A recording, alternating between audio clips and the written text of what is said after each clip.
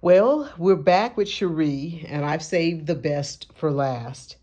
I want to know who is your favorite character in the Whimsical Tales series and why?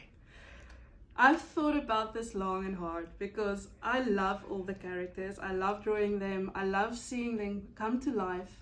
And I love their little personalities. But my absolute favorite character must be Katlego. Oh, I'm She shocked. is so feisty. She has so much personality. I was sure you were going to say macaque. Okay, Oh, that's I'm sorry, interesting. Macaque. It's Katlego. She's Okay. just. I love her sense of humor. The things that she laughs at. She's just the best. I love her. I feel like she's going to become a really strong female character in this story, and I can't wait to see what she does next. There's this one scene where she bursts out laughing and spilling tea, and that is just my favorite scene in the book. Okay. Yeah, she's my absolute favorite character. Well, that's good to know that she is. I mean, she is almost a foil Yeah. to Macaque because he's so quiet and Yes. introverted, and he's always watching and trying to figure things out, and she's just very in your face. This is what I think, and Yes, I yeah. like her so much. Okay, all Yeah, right. she's got this strong female power thing going on, and I love it. Oh, okay. She's Well, feisty and mischievous. it is.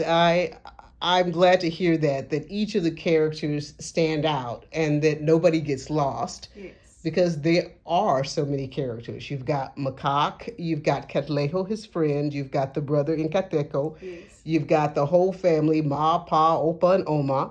You've got Senegugu the hippo, you got Halita the hyena, and so you've got a lot of characters. And so one of the things as an author that is important to do is to make the characters individualistic so yes, that their voice, even if it doesn't say macaque said, that's a macaque phrase, that's a exactly. catlejo phrase, Yeah, that, and I think you did that brilliantly. You yeah, executed it brilliantly. When you read the stories, you immediately know who says that. You don't even have to say said macaque like you just said. yeah. Like you know it's this character.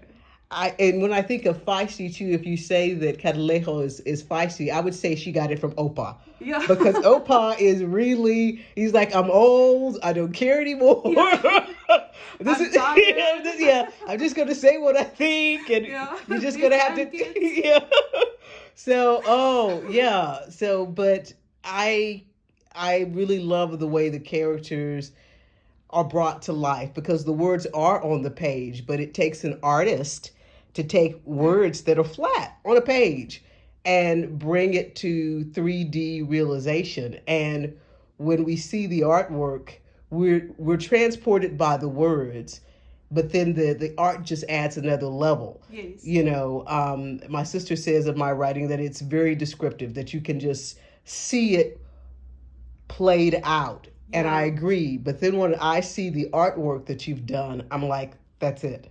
I think that's why it's so easy for me to actually do the artworks. It's because your stories are so descriptive. So it's not hard to try and imagine the scene, and it's not hard to capture the scene.